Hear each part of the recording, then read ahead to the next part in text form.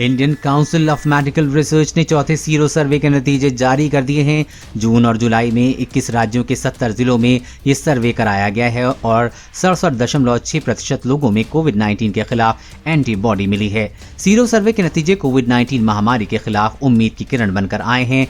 पर क्या ये कहा जा सकता है कि भारत में हर्ड इम्यूनिटी बन चुकी है? क्या भारत में तीसरी लहर नहीं आएगी? तीसरी लहर को लेकर जो डराने वाले मैथमेटिकल मॉडल आए हैं, उनकी हकीकत क्या है? सीरो सर्वे के नतीजों और दुनिया भर में बढ़ते डेल्टा वेरिएंट के केसेस को लेकर हमने देश की टॉप वायरोलॉजिस्ट और क्रिश्चियन मेडिकल कॉलेज वेल्लोर में प्रोफेसर डॉक्टर गगनदीप कंग से बात की है। सवाल जवाब के जरिए में उनके ही शब्दों में जानिए कि सीरो सर्वे के आंकड़े क्या कह रहे हैं। सीरो सर्वे क्या है और चौथे सर्वे के नतीजे क्या कहते हैं? ICMR ने अब तक 4 बार ब्लड सीरम सर्वे किया है। ब्लड टेस्ट के जरिए देखा जाता है कि कितने लोगों में कोविड-19 के खिलाफ एंटीबॉडी बनी है। इससे ये भी पता चलता है कि कितनी आबादी को कोविड-19 इन्फेक्शन हो गया है, यानी कि सीरो प्रिविलेंस है। इससे पहले ICMR ने 3 सर्वे किए थे। मई-जून 2020 में पहले सर्वे में सीरो प्रिविलेंस 0.7 रहा था। इसके बाद लगातार सीरो प्रिविलेंस बढ़ा है। अगस्त-सितंबर 2020 में दूसरे सर्वे में ये 7.1% और दिसंबर-जनवरी में 20 से 21 में 24.1% रहा है। अब जून-जुलाई 2021 के चौथे सर्वे में ये 67.6% हो गया है। चौथे सीरो सर्वे में साफ है कि ज्यादातर लोगों में कोविड-19 एंटीबॉडी बन चुकी है, यानी उन्हें किसी न किसी तरह का प्रोटेक्शन मिल गया है।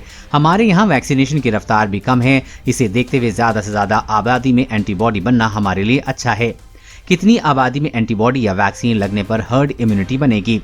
85% आबादी में एंटीबॉडी बनेगी तो हर्ड इम्यूनिटी बन सकती है।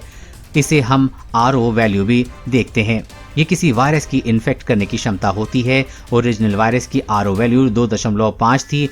तब कहा गया था कि अगर 60% लोगों में एंटीबॉडी बन गई या वैक्सीनेट कर दिए गए तो हर्ड इम्यूनिटी बन जाएगी।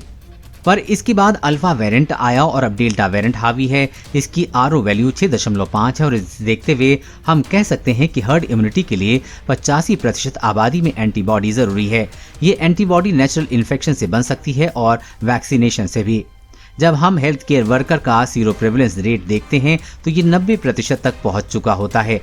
इसका मतलब ये नहीं है कि सब में एंटीबॉडी बनी ही होगी, पर ये कह सकते हैं कि 85% में तो एंटीबॉडी काम करेगी ही।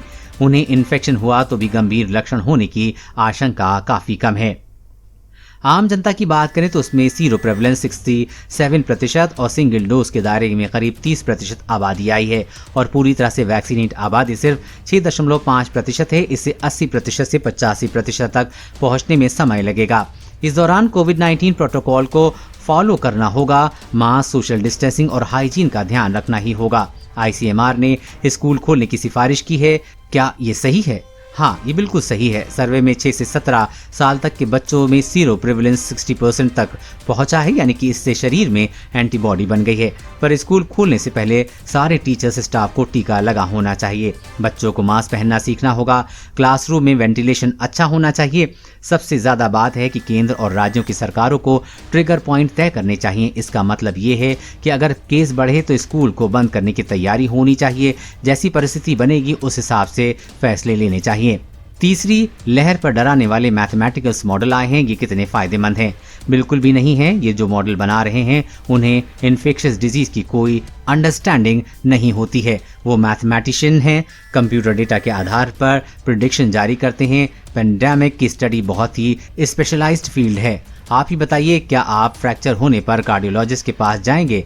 नहीं, आप तो ऑर्थोपेडिक के पास जाएंगे। बस पेंडेमिक को लेकर भी ऐसा ही करना चाहिए। ये बहुत ही स्पेशलाइज्ड फील्ड है। डॉक्टर गौतम मेनन ने IISc और अन्य संस्थाओं के साथ मिलकर मॉडल बनाए हैं। वो हकीकत के करीब हैं, उसमें कोई प्रेडिक्शन नहीं है। कोरोना वायरस और कोरोना वैक्सीन से जुड़ी हर अपडेट पाने के लिए चैनल को सब्सक्राइब करें।